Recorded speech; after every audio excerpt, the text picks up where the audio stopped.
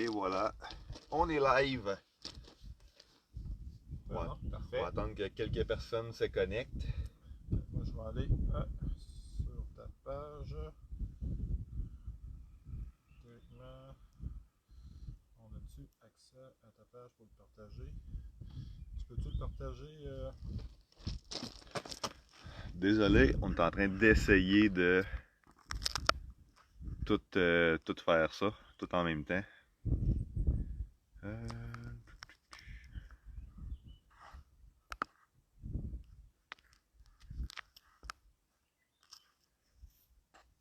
Bonjour, je vois qu'il y a déjà 3 personnes qui sont connectées. Ce sera pas très long, on est en train de tout finaliser là, pour pouvoir partager aussi sur la page à Maxime Dubé. Audrey, es-tu capable des fois de le faire toi vers directement par la page à la maison?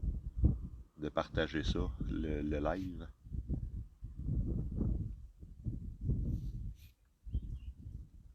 Salut la gang, ça sera pas très long, on fait juste essayer de partager le live, puis on commence ça avec tout le monde.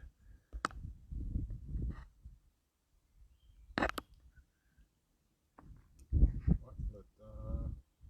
L'as-tu trouvé? Non, je ne l'ai pas encore. Tu es sur ta page à toi. T'es sur ta page à toi ou tu es sur ta page de Max Outdoor? Audrey, est-ce que tu peux confirmer là, que c'est vraiment via la page Max Outdoor?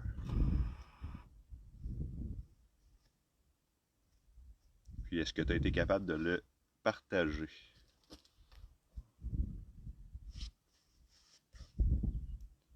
Parfait. Salut Michel Limbaud. Oh, Michel, je pense que c'est du côté du lac Chevreuil, je pense. Ok, tu peux regarder sur la page à Audrey, elle l'a partagé. La page à Audrey. Super Alex, merci. On débute ça d'une minute à l'autre. Le vent se lève, commence à avoir un petit peu de brouillard, fait qu'on souhaite que la connexion reste super bonne. Salut Steve!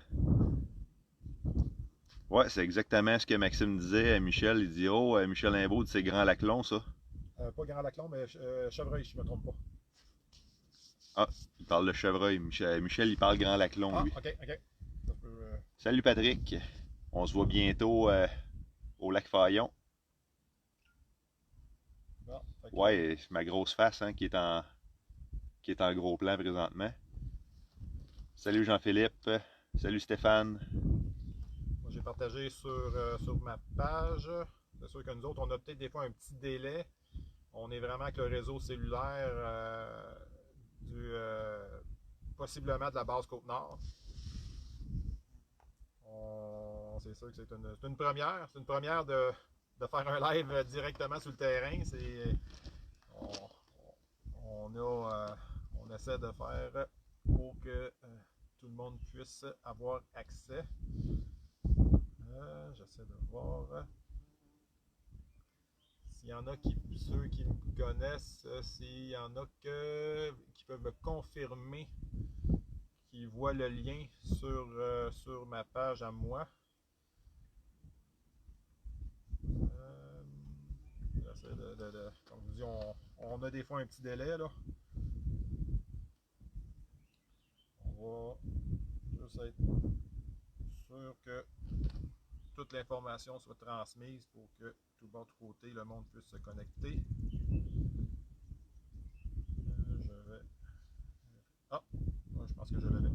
Oui, parfait. Fait que ça, c'est partagé. Merveilleux. Fait que là, on est live sur la page de Max Outdoor et sur la page de Maxime Dubé. N'hésitez pas, si vous avez des questions, je vais regarder mon téléphone assez régulièrement pour voir vos questions.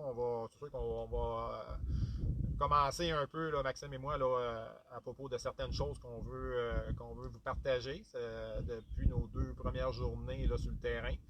Mais on va en profiter justement pour répondre à certaines de vos questions là, dans la mesure de ce qu'on peut vous répondre, là, ce qu'on a comme information. Donc, d'emblée, là, nous, on est ici à Lille présentement pour pouvoir venir travailler les trails, faire les aménagements qu'il faut pour pouvoir mieux se déplacer sur le territoire.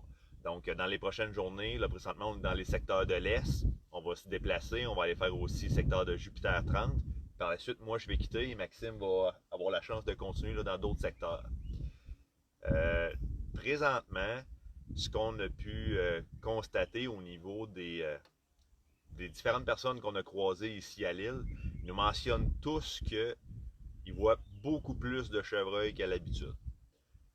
Certains ont mentionné là, en voir énormément justement sur le bord de la Transanticosti quand ils se déplacent, ce qui est quand même des bonnes nouvelles. De notre côté, depuis qu'on est arrivé, lorsqu'on est descendu, ça n'a pas été une quantité astronomique de chevreuils qu'on a vu, mais on a vu dans les 2 dernières journées justement qu'il se passait peut-être d'autres choses sur le territoire là, qui fait qu'on a moins vu de chevreuils.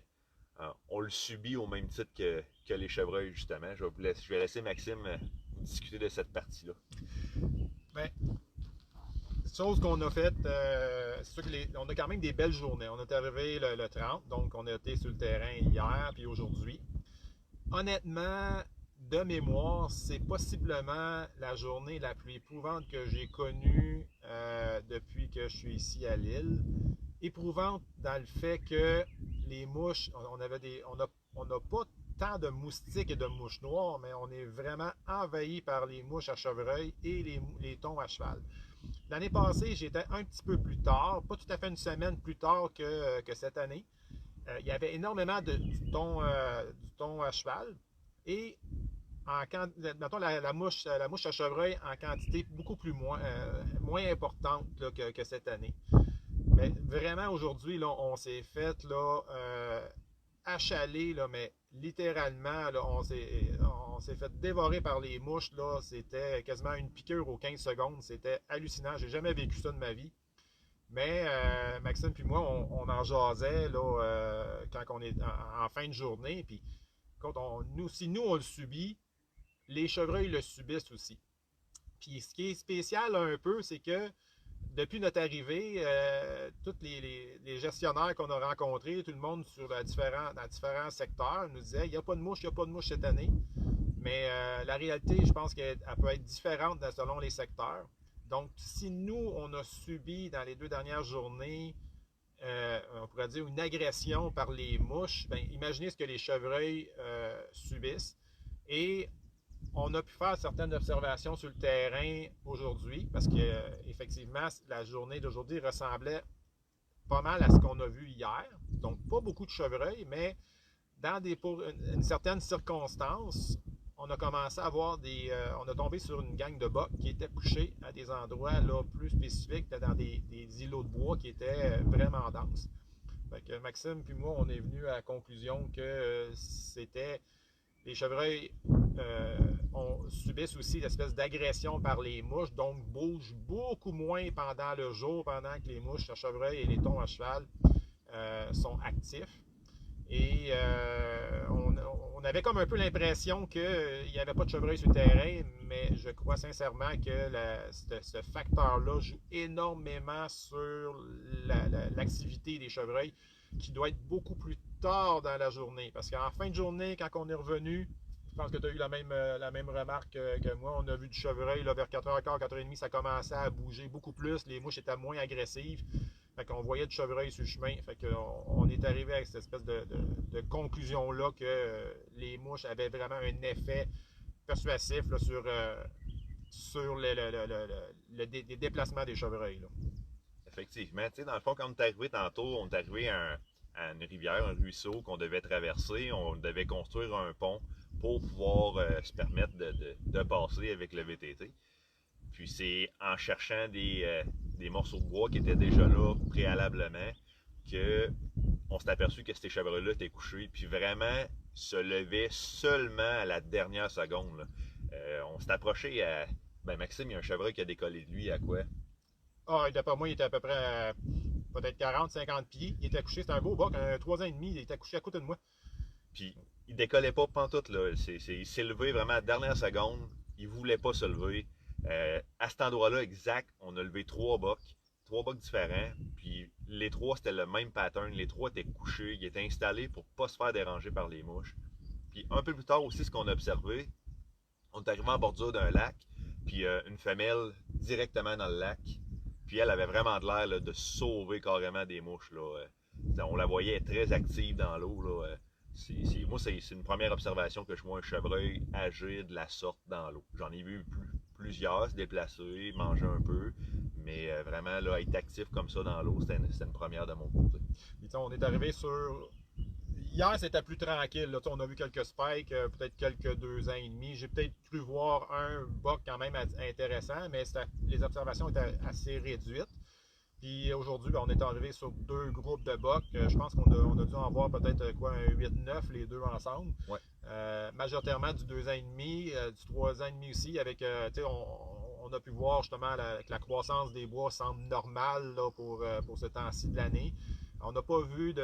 Oui, il doit y avoir possiblement des 4 ans et demi et plus sur le terrain. Ceux-là, on peut les reconnaître parce que j'en ai vu sur la route là, du côté du lac Geneviève en montant. J'en ai vu même aussi du côté là, de Boréal. Tu vois que le rack est développé, il y a déjà plusieurs pointes dessus, c'est 6 à 8 points. Ça, j'en ai pas vu encore sur le terrain ici. C'est sûr qu'à un moment donné, il faut une question de timing aussi puis de les voir. Mais on peut, en tout cas, moi j'ai pu constater qu'il y a du 2 ans et demi, il y a du 3 ans et demi là, qui est en bonne croissance là, présentement sur le terrain là, ici là, dans l'Est. Oui, puis ça nous apporte à parler aussi de l'aspect général des chevreuils, que ce soit mâle, femelle, veau. On est capable de constater que les chevreuils sont vraiment bien portants. On voit que dans les années précédentes, lorsque j'habitais à Lille, j'ai déjà vu des chevreuils au mois de juin qui étaient en très mauvais état, les flancs creux, on voyait vraiment toutes les côtes. Et ce n'est pas le cas cette année, c'est bien le contraire. On voit que les chevreuils sont en bonne santé physique, on ne voit pas les côtes, c'est des chevreuils qui sont bien réactifs. Lorsqu'ils nous voient, qu'ils décident de s'en aller, on voit qu'il n'y a aucune hésitation puis qu'ils ont de l'énergie amplement. Fait que c'est vraiment positif de ce côté-là. Pour ce qui est des veaux, on n'en a pas vu tant que ça présentement. Il est encore tôt selon moi. Par contre, en montant, moi c'est sûr que on est parti de Port-Meunier, on a quand même 255 km à faire pour se rendre au camp. J'étais le premier souvent le premier camion, Max me suivait, puis j'en ai quand même observé plusieurs sur la route, chose que j'ai pas pu voir l'année passée sur le même tracé, le même trajet. Donc, pour moi, là, on voit que ça a été un printemps plus normal. Et l'automne aussi, là, je parlais l'année passée qu'on ne voyait pas des veaux, même rendus début de la 2e de juillet, ce qui semblait anormal. Donc, cette année, je pense pas qu'on va être confronté au même problème. J'ai l'impression que les veaux, là, d'un jour à l'autre, on va commencer à les voir bouger un peu plus. Parce qu'on sait que la première semaine suite à la naissance, les les quelques premières semaines, souvent, ils bougent très peu. Souvent, ils se nourrissent exclusivement de lait. À partir du moment que la diète va changer, lait et nourriture, un peu de végétaux, on va commencer à les voir bouger beaucoup plus. Là. Fait que, sur ça, ça semble une bonne année. C'est sûr qu'on a hâte de les voir. On prévoit beaucoup de naissances doubles parce qu'à date, c'est ce qu'on a entendu là, des autres secteurs où c'est sûr que Port-Meunier, c'est sûr que ces chevreuils-là sont souvent en très bonne forme, là, vu qu'ils sont souvent nourris par bien des gens. Mais il y avait déjà des naissances doubles à Port-Meunier et des mêmes triples là, du côté de McDo qu'on va compter. Là, une femelle là, qui se tient dans le secteur de McDo qui avait trois petits. Donc, sur ce point-là, je pense que ça semble être très positif. Là. Il est encore trop tôt pour dire si vraiment il y a eu une naissance anormalement plus élevée. On ne peut pas quantifier à savoir est-ce que ça va avoir une répercussion, est-ce que ça va être une grande quantité de chevreuils. Mais une chose est certaine, l'an passé a été une excellente année de chasse. L'hiver qu'on vient d'avoir a été somme toute clémente. Le printemps a été relativement bien pour les chevreuils. Donc, on peut s'attendre, selon moi, à une année qui va être semblable à l'année passée. Donc, on parle de très bonne qualité de chasse. Je crois que si on a eu une année qui va avoir eu beaucoup de naissances et que je souhaite que l'hiver prochain soit encore clément, les prochaines années, on va voir justement une montée des chevreuils. Déjà là que l'année passée, on avait une belle quantité, une grande quantité de chevreuils avec une bonne proportion de mâles matures. Ben, je pense que si on continue comme ça, la chasse anticosti va prendre encore une coche de plus, puis on est déjà dans un temps où c'est excessivement bon. L'année passée, je ne mentirais pas que la chasse que j'ai vécue quand j'ai guidé, ça me rappelait les premières années dans le coin de 2004-2005, quand j'ai commencé à guider, où il y avait du chevreuil. Comme ça, ben, ça ressemblait à ça l'année passée. Puis là, je pense qu'on est dans des bonnes années, puis qu'on s'enligne pour que ça augmente encore. On se croise les doigts pour que les hivers soient cléments. Je sais pas, toi, qu'est-ce que tu en penses, Maxime, là, sur ta vision de comment ça s'enligne? Ben, c'est sûr que moi, le point que je garde en tête, ça a été l'année 2021 où l'hiver avait été très clément. Beaucoup de naissances doubles avaient pu être observées sur le terrain. Donc, naissance double, on parle souvent d'un ratio 1-1. Donc, s'il y a une quantité plus élevée de veaux en 2021, ben, on peut s'attendre à que 50% de ces naissances-là soient des mâles. C'est rendu nos 3 ans et demi là, cette année. Donc, pour moi, c'est une bonne nouvelle. On en a laissé passer énormément l'année passée. On a laissé beaucoup de 4 points, de 6 pointes, là, c'est ça, des 2 ans et demi, vu qu'on savait qu'il y avait du plus gros boc là, sur le terrain. Donc, je pense que c'est une bonne nouvelle sur ce point-là, que le 3 ans et demi devrait être en quantité cette année. On voit du 2 ans et demi, on voit du spike. Donc, ça me semble là, aller là, justement là, pour le mieux là, pour cette saison. C'est sûr qu'on espère toujours voir des masters là, qui atteint déjà le 18-19 pouces à ce date-ci. Ça commence à faire des beaux bocs. On sait qu'à ce moment-là, on va sûrement là, aller chercher des bocs avec des panaches de 20 pouces et plus là, quand on sont rendus à cette envergure-là en début juillet. N'oubliez pas qu'il reste encore quasiment là, un bon 2 mois de pouce, là, tout le mois de juillet, tout le mois d'août. Les velours commencent à tomber là, souvent là, fin de la première semaine de septembre. La majorité là, tombe dans la deuxième semaine. Fait que, il y a encore 2 mois de pouce à venir. Donc, c'est ça. On devrait avoir une saison là, qui devrait être. En tout cas, je ne sais pas si elle va passer à l'histoire, mais on devrait faire d'excellentes chasses. Il devrait avoir des très beaux tableaux de chasse là, qu'on va voir passer là, tout le long des 3 mois de chasse. Là-dessus, je pense que ça va être une bonne nouvelle pour tout le monde. Là. Alors, pour tous les chasseurs qui ont déjà réservé cette année, ben 2 thumbs up. Vous êtes pile sur une année qui s'enligne pour être très belle. Je sais pas. Écoute, là, je me lance. Peut-être que l'équipe des coms d'un pourvoirie n'aimeront pas ça, là, mais si vous êtes peut-être seul, ou maximum 2, il peut peut-être rester des trous par-ci, par-là. Donc, c'est sûr que pour des groupes de 4, de 3, de 4, de 5, oubliez ça, il ne reste plus rien. Mais si vous êtes une personne seule que ça ne dérange pas là, d'aller dans un groupe et vous y joindre, là, je crois que 2024 là, est une belle année pour vous dire que vous lancez seul et que vous venez faire un tour à l'île d'Anticosti. C'est une année qui risque d'être excessivement bonne et ça vaut la peine. C'est toujours un gambling quand on réserve l'année d'avant, à savoir est-ce que l'hiver va être assez clémente et que la chasse va être bonne à l'automne prochain. Ben là, je peux vous dire que les conditions s'enlignent pour être très belles. Donc, comme je vous dis, si vous êtes seul, ça vaut peut-être la peine de lâcher un petit coup de fil au service à clientèle, puis voir s'il ne resterait pas une place dans un camp quelque part pour un chasseur. Là. Je vous le conseille fortement, ça risque d'être une très belle année. Je suis pas sûr que j'ai accès aux questions par contre. Là, parce que je vois quand même des commentaires défiler, mais j'ai pas approcher ma grosse face là. Parce que j'ai pas l'impression que j'ai accès justement là, aux questions là, qu'on t'écrit là, sur. C'est ça, je les vois pas pantoute, là, je vois aucun commentaire. Oui, Madame Alain, justement, vous êtes joint à un groupe de gars, c'est une bonne idée, justement. N'hésitez pas, joignez-vous. Les gens ici à Lille, là, déjà là, ils viennent en vacances. Fait qu'ils sont sur un beau mood.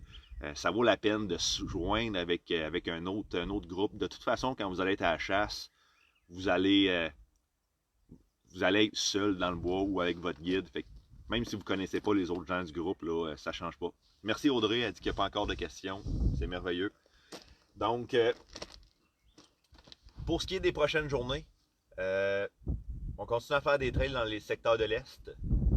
Ensuite de ça, on se dirige à Jupiter 30, un secteur plus boisé. Bien hâte de voir là, comment ça va se passer là-bas. Qu'est-ce qu'on va voir, qu'est-ce qu'on va observer.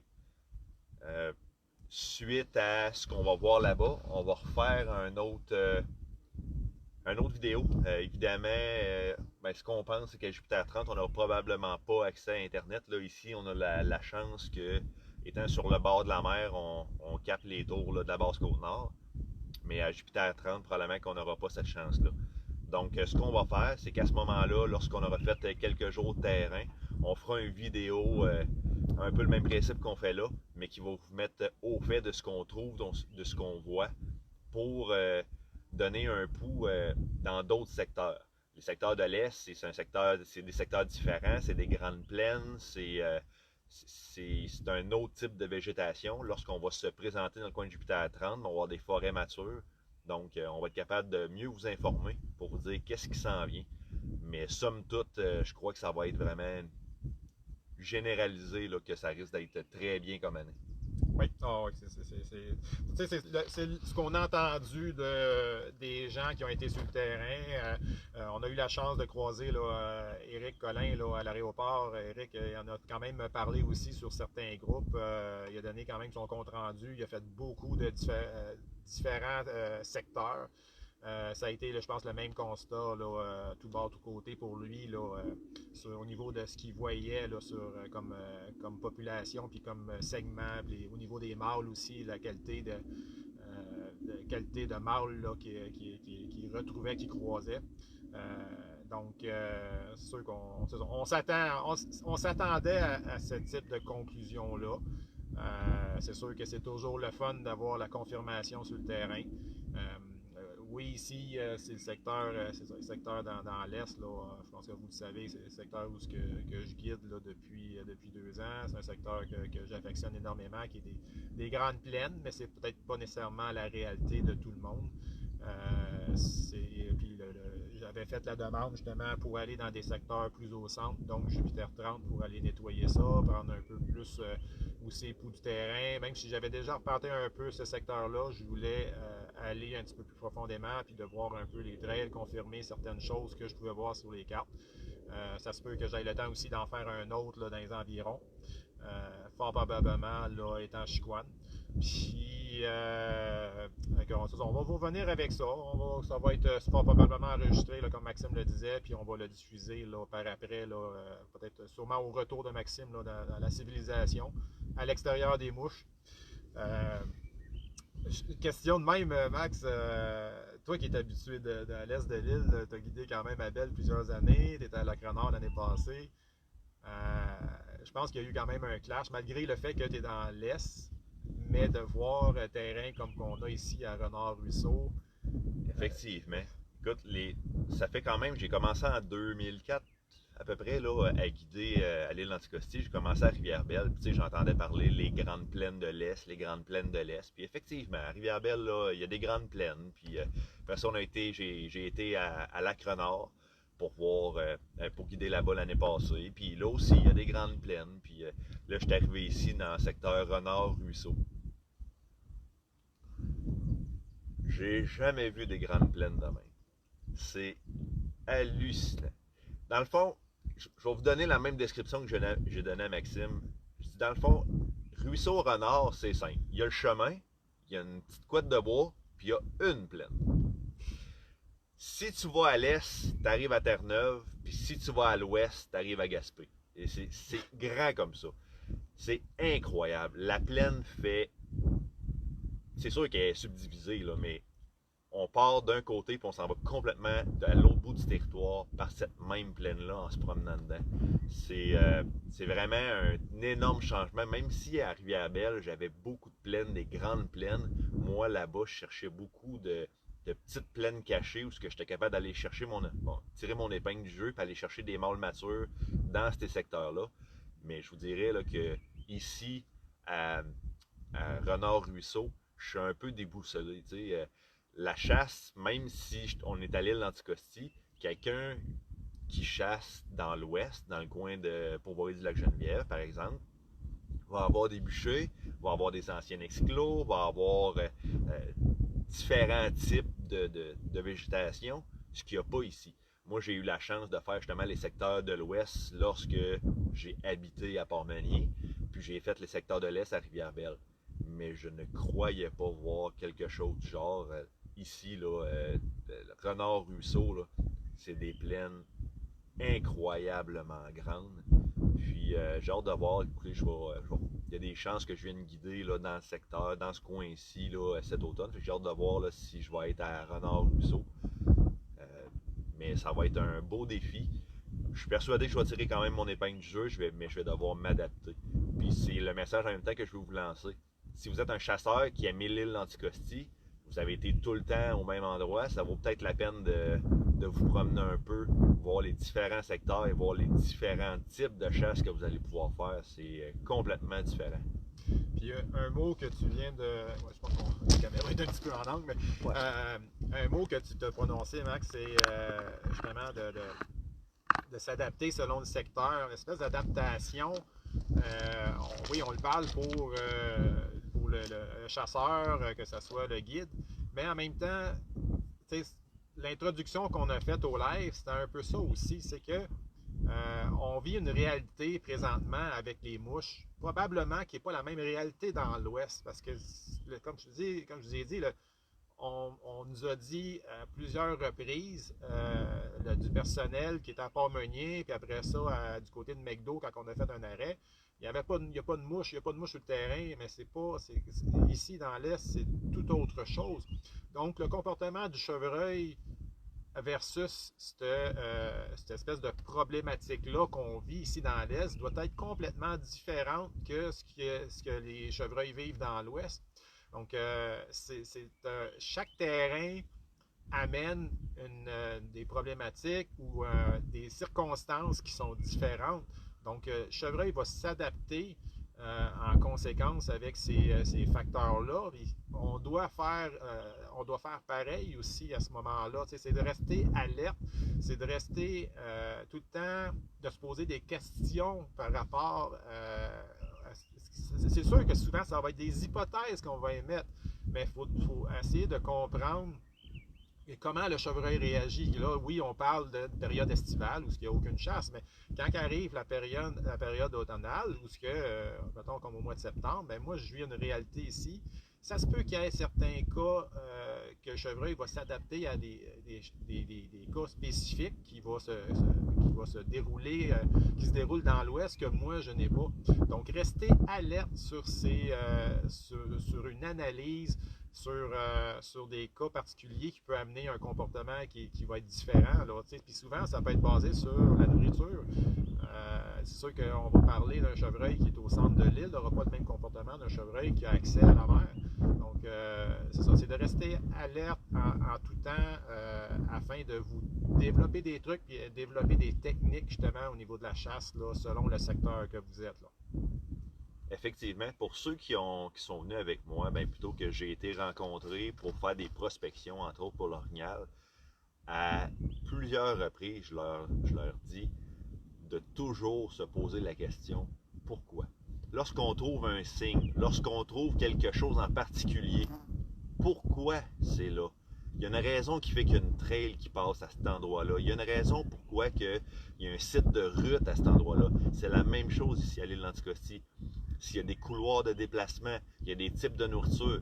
Maxime a fait justement des vidéos qui parlent des différentes chasses qu'on fait à l'île d'Anticosti selon le temps de l'année. Mois de septembre, mois d'octobre, mois de novembre, c'est 3 types de chasses complètement différents qu'on va faire. Il faut s'adapter parce que d'une semaine à l'autre, quand on passe des bachelor bucks au début septembre à des chevreuils presque fantômes à mi-octobre, il faut vraiment trouver un moyen de s'adapter et d'aller les chercher au bon endroit.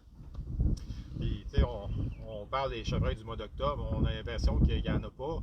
mais tous les bocs qu'on voit sortir à l'aéroport au mois de novembre, mais ces bocs-là sont là au mois d'octobre. Donc, c'est toujours une possibilité de faire une belle chasse aussi au mois d'octobre, parce que les chevreuils sont là, les bocs sont là. Mais c'est ça, c'est de prendre considération de certains facteurs, puis de les mettre de votre côté pour pouvoir essayer d'aller chercher le succès espéré à cette période-là. Donc, c'est encore un cas d'adaptation selon la période. Là. Je fais juste une petite parenthèse là, dans les prochains articles qui vont paraître là, dans 100% chasse et pêche. Je vais parler là, de la pleine lune. Il va y avoir un article là, en début de saison, puis un article pour plus tard. Puis, vous allez pouvoir voir un peu ma façon de voir les choses par rapport au positionnement de la pleine lune. Donc, vous allez comprendre que c'est pas pareil d'une année à l'autre selon la période où ça va être situé. Là. Donc, encore là, je pense que pour cette année, ça va être un cas qui va être particulier, puis ça va être intéressant à suivre là-dessus. Il faut s'adapter en conséquence de cet élément-là là, au niveau de la pleine lune. Donc,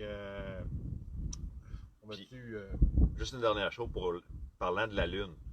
Vous entendez Maxime parler de la Lune depuis un certain temps, puis d'un article qui s'en vient. Puis si j'ai des clients qui sont justement sur le live, là, vous pouvez le confirmer, là, je travaille énormément avec les tables lunaires. Les tables lunaires, vous allez voir, il y a des périodes de haute activité. Ce qui fait qu'à l'île Anticosti, on peut l'utiliser encore plus, c'est le fait qu'il y a une très grande présence de gibier. Les tables lunaires fonctionnent partout au Québec. Partout sur la planète, ça va fonctionner les tables lunaires. C'est juste que ce qui fait qu'on le voit beaucoup plus ici à l'île d'Anticosti, l'efficacité de ça, c'est qu'il y a beaucoup de gibier. Donc, lorsqu'il arrive une période d'activité majeure, c'est important d'être à ce moment-là à la chasse pour pouvoir en profiter. L'an passé, début septembre, on était en période de pleine lune. La période d'activité majeure était en plein après-midi. Puis les clients que j'avais riaient au début, riaient de moi parce que je parlais de la lune, de la lune, de la lune. Mais pourtant, quand on est arrivé dans la période d'activité majeure, je leur disais à telle heure, il faut être dans le bois. Puis à quelques minutes près, les chevreuils commençaient à bouger. Fait que ça vaut la peine de commencer à regarder ça. Maxime, dans son article, va vous proposer excusez-moi, j'en perds mes mots là. Des pistes ou des outils pour pouvoir connaître les tables lunaires. Moi, j'ai une application que j'utilise. Maxime a une autre application qu'il utilise. Donc, restez à l'affût de ça. Vous allez avoir des trucs provenant de Maxime pour pouvoir avoir cet outil-là de plus dans votre poche pour vous aider à votre chasse. Fait que c'est pas mal ça. Pas mal ça. On avait dessus, je sais pas si on peut donner un petit coup d'œil, voir s'il y avait des questions. Y avait-il quelque chose d'autre qu'on voulait discuter? Si vous avez une question, c'est le temps. Écrivez-nous ça là. On fait une rafale de questions. Je vois certains commentaires, mais je les vois pas longtemps. Donc, écoutez, de ce que je comprends, je vois pas de questions arriver. Ok, facile à dire changer de secteur, mais c'est pas trop évident quand on a un secteur, on veut pas lâcher. Ouais, je comprends Hugo qui oui, effectivement, c'est sûr que si vous avez des bonnes dates, que vous avez un bon secteur, c'est dur un peu là, de se dire qu'on va changer de secteur. Effectivement, si vous avez, là c'est sûr, là, j'extrapole, si vous avez les moyens financiers, des fois de vous payer un autre voyage, un deuxième voyage dans un autre secteur, vous allez vraiment découvrir des joyaux sur l'île. C'est vraiment plaisant. J'ai vu carte renard. Effectivement, là, la refonte de la carte renard versus renard ruisseau. Écoutez, c'est des décisions qui ont été prises. C'était plus facile d'accès, je crois, du côté de lac renard pour la partie qui a été découpée, étant donné que renard ruisseau, c'était vraiment une extrémité de territoire. Mais c'est une partie minime qui a été cédée à lac renard. Puis, pour avoir guidé lac renard et avoir vu le secteur, excusez-moi pour le vent, puis avoir vu le secteur renard-ruisseau, lac renard, là, c'est pas nécessairement un énorme territoire, fait que ça aide en même temps les gars là, qui vont être là-bas. Maxime, Audrey, t'as tout envoyé les questions qu'elle dit. OK. C'est sûr que je vois une question de Jacques Morin là, qui dit comment tu chasses ça, les grandes plaines comme ça. Ben, c'est sûr qu'on fait beaucoup d'observations à distance avec les jumelles. Principalement, je dirais que c'est les secteurs de nourriture que je vais rechercher. Euh, Après un certain temps, ben, je sais que j'en ai parlé quand même pas mal dans mes articles, mais je vais exploiter les secteurs de nourriture dans les bonnes heures, dans les bonnes périodes où il y a de l'activité par rapport aux phases de la lune. Puis après ça, ben, je vais exploiter les dortoirs. Quand le chevreuil est couché, ben, je vais exploiter les dortoirs. C'est sûr que euh, l'approche peut être différente un peu parce que, étant donné la grandeur des plaines, il y a des grands secteurs que je ne peux pas juste marcher. Donc, nous autres, on a quand même une particularité d'avoir un VTT par client. Donc, on peut couvrir les grandes distances avec le VTT. Fait que c'est sûr que moi, quand j'arrive à une période où le chevreuil ne bouge pas, ben, je vais exploiter rapidement plusieurs secteurs de dortoir avec un vent favorable pour les chevreuils pour qu'ils puissent utiliser leurs trois sens. Puis je vais couvrir ces terrains-là souvent là, à une distance où ils peuvent m'entendre, mais une distance où ils se sentent encore en sécurité. Fait qu'on souvent, on va les lever. Puis qu'on est capable d'avoir justement de descendre du VTT puis d'avoir une shot dessus. Là. Fait que c'est sûr que ces grandes plaines-là, c'est vraiment quelque chose de particulier. Dans la majorité des secteurs, c'est des plaines qui sont beaucoup plus petites. Donc l'approche peut être un peu différente. Donc je vous dis, il faut rester, faut s'adapter au secteur qu'on a. Mais principalement, c'est ça. Septembre, octobre, c'est les sites de nourriture quand c'est actif, puis après ça, c'est les dortoirs. En octobre, ben oui, peut-être qu'il faut commencer à aller un peu plus dans des secteurs peut-être un peu plus boisés pour les périodes d'octobre qu'on a, parce que le chevreuil est beaucoup plus actif en milieu boisé qu'en dans les grandes ouvertures. Ça ressemble pas mal à ça. Puis au mois de novembre, ben, on chasse beaucoup des passes. On chasse les passes et c'est ça, des passes qu'on souvent des entonnoirs où il va y avoir des corridors de déplacement pour les mâles à la recherche de femelles.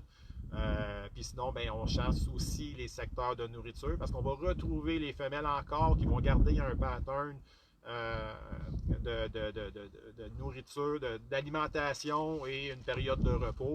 Donc, ces sites-là vont permettre justement de retrouver des mâles à la recherche de femelles. Faire une petite parenthèse, l'année passée, ceux qui ont pu voir les films de TFCP, ben, le premier chevreuil que Jason a mis, qu'on est capable de filmer, là, qui a tiré à l'arc, ben, c'était dans un secteur avec de la nourriture. On avait des femelles qui étaient présentes, puis le mâle, justement, a sorti du bois. Là. Le mâle n'était pas présent quand on est arrivé. Puis on a, étant donné qu'il y avait quand même déjà deux femelles qui étaient dans ce secteur-là, on a pris le temps, on a approché, puis finalement, pendant l'attente, ben, le mâle a sorti, fait qu'on était capable de le faire venir. Fait que c'est un peu le type de chasse qu'on va faire là, du côté du mois de novembre dans ces plaines-là. Fait que ça ressemble pas mal à ça. Sinon, on avait-tu d'autres. Pour ce qui est de la chasse des plaines, étant donné que Maxime lui est dans des plaines immenses, de mon côté, lorsque j'étais à Rivière-Belle, la manière que je vais fonctionner pour ces plaines-là, qui sont un peu plus petites, c'est que je vais encore, même principe que Maxime, le déplacement du chevreuil est excessivement important pour leurs trois sens.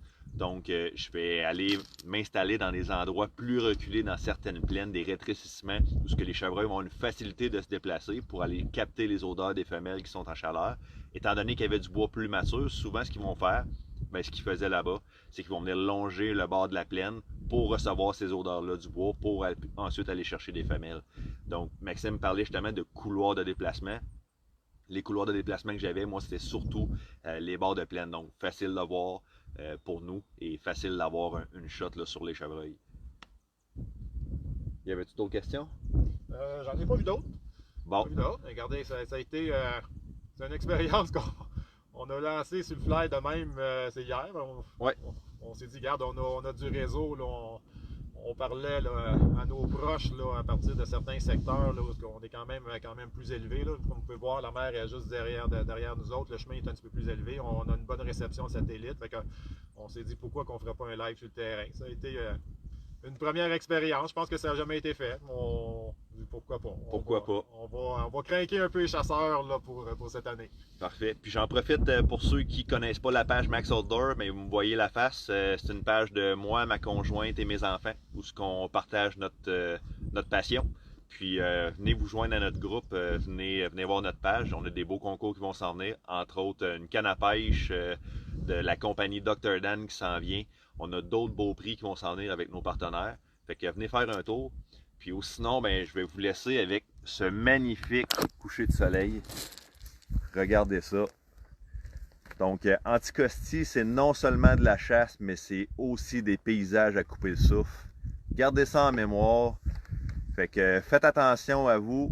Puis, on se revoit à l'automne, la gang, pour la chasse. D'ici là, ben, on va vous revenir avec une autre vidéo là, pour des secteurs plus boisés là, comme le Jupiter 30. Puis fort probablement là, de mon bord là, avec étang Chicoine, ce qui devrait être le secteur suivant là, que je devrais aller là, nettoyer les drains. Fait qu'on va vous revenir encore avec